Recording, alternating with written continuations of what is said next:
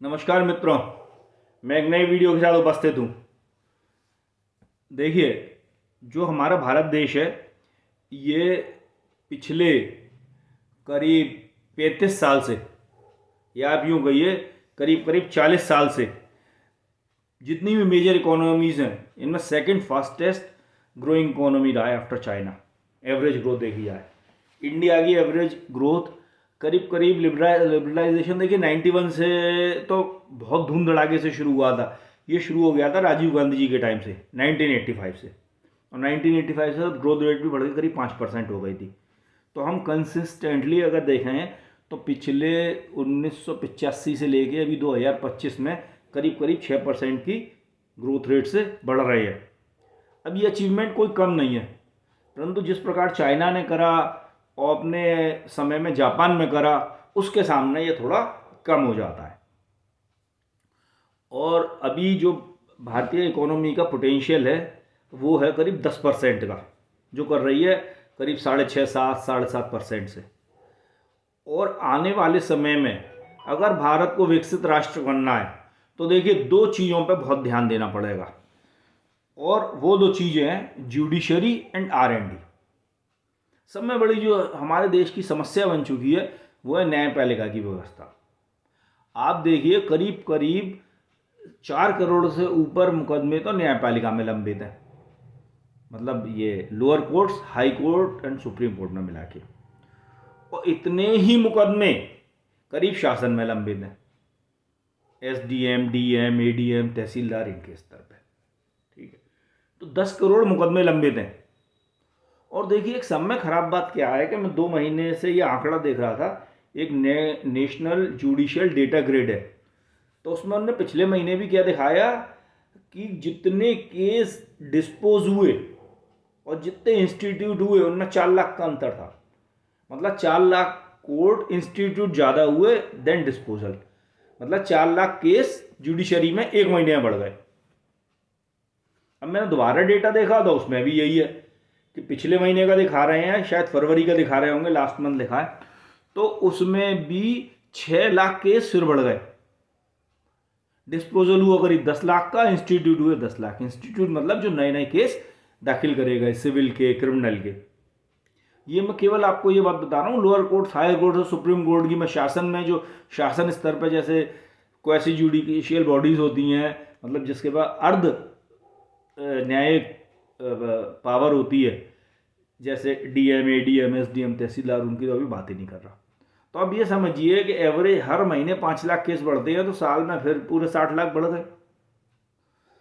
तो ऐसा तरीका निकालना पड़ेगा कि जुडिशरी में केस का लोड कम हो और बहुत समय तक चलते हैं। बहुत से तो ऐसे केसेस हैं जो कि 50 साल से पुराने हैं।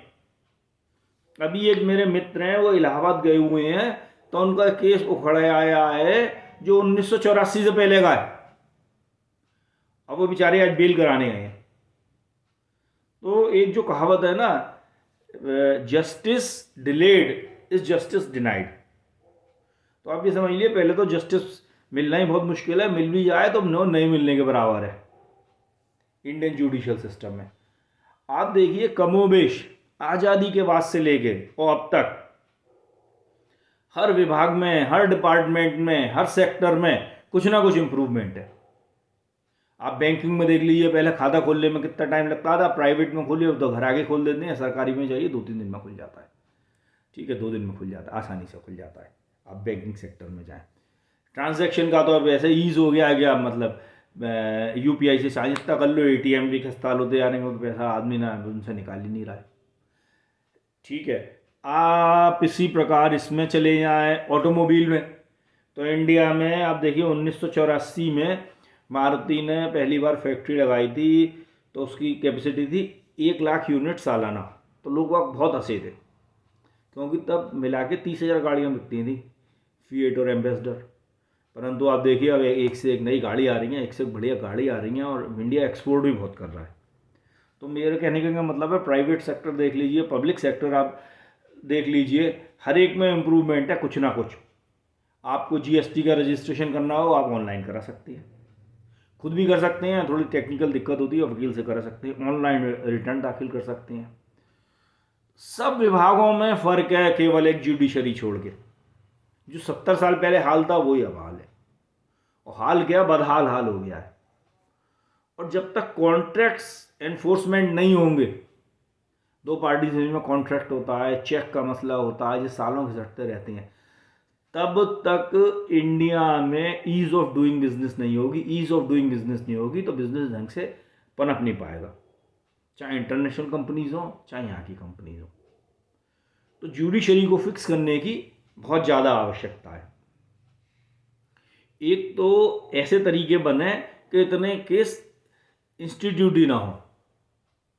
इसके लिए हमें एक तो क्या है, अपना जो सिविल के केस इंस्टीट्यूट होते हैं, तो इसमें कुछ चीज़ करने होंगे।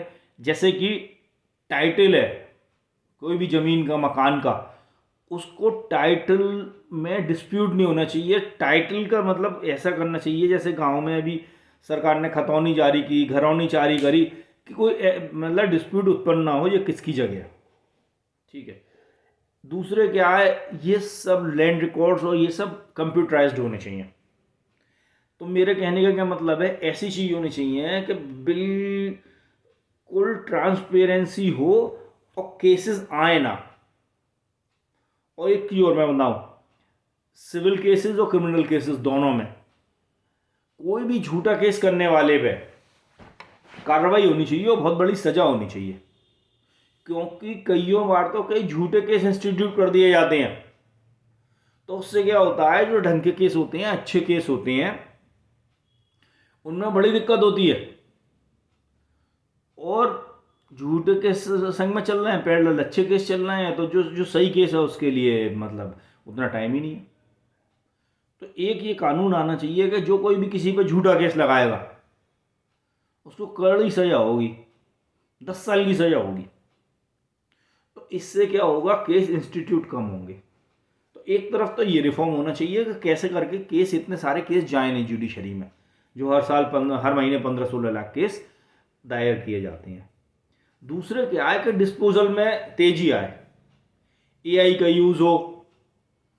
छोटे मोटे केस हैं जैसे जुर्माने वगैरह के केस हैं, जहाँ जहाँ जुर्माना लगता है तो एआई का इस्तेमाल करके जुर्माना लगा के आदमी को छोड़ दिया जाए। तो और वीडियो के द्वारा गवाही हो, ये सब कराया जाए। इस प्रकार का मैं कभी दूसरा वीडियो बनाऊंगा कि कौन कौन से रिफॉर्म्स चाहिए। और ये ऐसा नहीं है मैं ही बताऊंगा, सरकार सब कुछ है, वो सब जानती है, परंतु करना क्या है कि गुडविल वो चाहिए, पॉलिटिकल विल चाहिए, राजनीतिक इच्छा शक्ति, ये सारे सुधार लागू करने के लिए। और देखिए, इस जो व्यवस्था है, इस लचर व्यवस्था से बहुत से लोगों को लाभ है। जुडिशरी में तमाम दलाल लगे हुए हैं और डिलेज से लाभ है, तो वहां से थोड़ा पुशबैक आएगा, नए रिफॉर्म्स को रोकने की कोशिश करी जाएगी। पर अगर सरकार इसको दृढ़ निश्चय के साथ लागू करती है तो कोई ऐसी वजह नहीं है कि जुडिशरी ना सुधरे। दूसरा एक जो बहुत बड़ा क्षेत्र है वो है R&D। देखिए, भारत में बहुत सी अब जो कंपनीज हैं, खासतौर से इलेक्ट्रॉनिक कंपनीज हैं, इलेक्ट्रॉनिक्स का सामान बनाती हैं, वो इंडिया में आ रही हैं और धीरे धीरे आएंगी भी। आप ये समझ लीजिए कि करीब ये अनुमान है कि अगले 5 साल में हमारा इलेक्ट्रॉनिक्स गुड्स का एक्सपोर्ट है वो बढ़ के $100 बिलियन पहुंच जाएगा, जो करीब अभी $20 बिलियन है। जिसमें एक समय प्रमुख जो काम है वो आईफोन ने करा है। पिछले साल 1 लाख करोड़ से ज़्यादा, कैलेंडर ईयर 2024 में 1 लाख करोड़ से ज़्यादा के फ़ोन उनने इंडिया से निर्यात करे हैं। हाँ, ये बात ज़रूर है कि अभी वैल्यू एडिशन कम है। वैल्यू एडिशन का मतलब होता है कि जैसे मान लीजिए एक फ़ोन एक्सपोर्ट करा तो उसमें करीब 80-85% जो कंपोनेंट्स हैं वो बाहर से आते हैं, और मुख्यतः बहुत बड़े पैमाने पर चाइना से आते हैं। इसीलिए चाइना से हमारा इतना डेफिसिट है। तो सरकार एक स्कीम ला भी रही है कंपोनेंट की, $3 बिलियन की PLI ला रही है, जिससे कंपोनेंट मैन्युफैक्चरिंग को बढ़ावा मिलेगा। वियतनाम और चाइना में जो आईफोन बनाए जाते हैं उनमें वैल्यू एडिशन 35-40% होता है। 35-40% मतलब वहाँ पर जो खुद जो कंपोनेंट्स बनते हैं, चाइना में बने हुए कंपोनेंट्स, वियतनाम में कंपोनेंट्स बने हुए कंपोनेंट्स 35-40% होते हैं और बाहर से केवल 60% इम्पोर्ट करते हैं। क्या भारत में भी समय के साथ ये स्थिति आएगी। अभी इतनी तो आई गई कि हमने एक्सपोर्ट करना चालू कर दिया, असेंबल करना चालू कर दिया, और थोड़ा बहुत वैल्यू एडिशन भी है और आएगी। और भी कई कंपनियां हैं जो आ रही हैं। अब देखिए, ये जो PLI स्कीम है और सरकार की स्कीम्स हैं, ये बहुत अच्छी हैं, परंतु एक जो भारत को ज़रूरत है कि आईफोन हमारा ब्रांड तो है नहीं है, अमेरिका का ब्रांड है। हम इसमें खुश हैं कि हमें यहाँ से आईफोन बना के असेंबल करके थोड़ा बहुत वैल्यू एडिशन करके एक्सपोर्ट करना है। और होना ये चाहिए कि भारत के ऐसे ऐसे ब्रांड्स उभरें अगले 10 साल में, 12 साल में, कि हम खुद के हमारे फ़ोन ब्रांड्स हों जो हम बना रहे हैं, खुद हमारे लैपटॉप हों जो विदेशों में बिक रहे हैं। और इसके लिए R&D इनोवेशन बहुत ज़रूरी है और इंडिया R&D में बहुत पीछे है। देखिए, बहुत बढ़ के आया है। 2014 में जो पेटेंट फाइलिंग्स होती थी वो 6000 होती थी, जो 2023 में बढ़ के करीब 2023 या 2024 में बढ़ के 90,000 हो गई टोटल पेटेंट फाइलिंग। और टोटल पेटेंट्स दिए गए वो 1 लाख। अब आप कहेंगे 90,000 की अब टोटल फाइलिंग हुई तो 1 लाख कैसे दिए गए, बैकलॉग बहुत था। तो अब उनने क्या करा है, सरकार ने डिपार्टमेंट में बढ़ाया है, प्रोसेस बढ़ाए हैं, लोग बाग बढ़ाए हैं। तो जो इसको पेटेंट देने का जो प्रोसेस है अब वो जल्दी हो रहा है, तो जल्दी पेटेंट्स ग्रांट हो रहे हैं। और ये समझिए 2014 में करीब अमेरिका में पेटेंट फाइल होते थे 3 लाख, चाइना में 4 लाख। अब ये समझिए इंडिया अभी आया है 90,000 पे, और वो लोग और कितना आगे चले गए हैं। तो कम से कम इस समय भारत को ज़रूरत है कि इसके 5 गुने पेटेंट्स फाइल हो। और जब यहाँ पे पेटेंट फाइल होंगे, जब यहाँ R&D होगी, तब यहाँ से तब प्रोडक्ट निकलेगा कोई कटिंग एज टेक्नोलॉजी का हम कहते हैं जिसे वो। और इसके लिए ज़रूरी है, देखिए जितनी भी R&D होती है विदेशों में, सब प्राइवेट सेक्टर द्वारा बहुत ज़्यादा होती है, गवर्नमेंट सेक्टर का रोल बहुत कम रहता है। यहाँ पे प्राइवेट सेक्टर में R&D ना के बराबर है। एक मैं कंपनी जानता हूँ जो हाल में बहुत R&D कर रही है, उसका नाम है रिलायंस। और आप ये समझिए उसका ये हाल है कि 4G में टेक्नोलॉजी में दुनिया से पीछे थे, 5G में हमने दुनिया से कदम ताल मिलाया, 6G टेक्नोलॉजी अपनी रिलायंस खुद की डेवलप कर रहा है और हम इंडिया पूरे संसार को लीड करेगा। इस प्रकार के एफर्ट्स चाहिए, सरकार कुछ इंसेंटिवाइज करे कि यहाँ पे जो भारतीय कंपनी है ये R&D करें। और देखिए, मैं इस पर वीडियो बनाऊंगा कि क्या क्या स्टेप्स चाहिए, जुडिशरी पे भी बताऊंगा क्या क्या स्टेप्स चाहिए, क्योंकि ये लंबा वीडियो ही आएगा। और वैसे कोई बताने की जरूरत नहीं है, सरकार को सब मालूम है। वही चीज़ें लागू करना है। लागू करने में आप कितने सक्षम हो, कितना क्या कर पाते हो, मेन चीज़ यही है। सारी कमिटीज़ हैं, सारी रिपोर्ट्स हैं, सब तरीके मालूम है उन लोगों को। तो ये 2 चीज़ों को फिक्स होना बहुत ज़रूरी है, जुडिशरी का और R&D in India, research and development. जब ये दोनों चीज़ हो जाएंगी तो भारत को 2047 तक डेवलप्ड कंट्री बनने से कोई नहीं रोक सकता है। देखिए, हमने पिछले 35 साल में बहुत लंबा सफ़र तय करा है।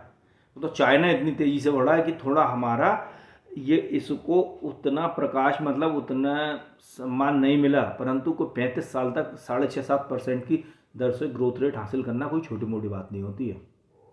और मैं आपको बताऊं, अगर हम 2047 तक 8% से ग्रो करते हैं तो वो डॉलर टर्म्स में वो ग्रोथ अपने आप 10% हो जाएगी। और 10% ग्रोथ का मतलब है कि जो इंडिया है ये आराम से हाई इनकम कंट्री में आ जाएगा और डेवलप्ड कंट्री भी हो सकता है। तो मित्रों, इसी के साथ मैं अपने इस वीडियो को बंद करता हूँ। आप इसको अच्छा लगा हो तो लाइक करिए, शेयर करिए, सब्सक्राइब करिए। नमस्कार, धन्यवाद।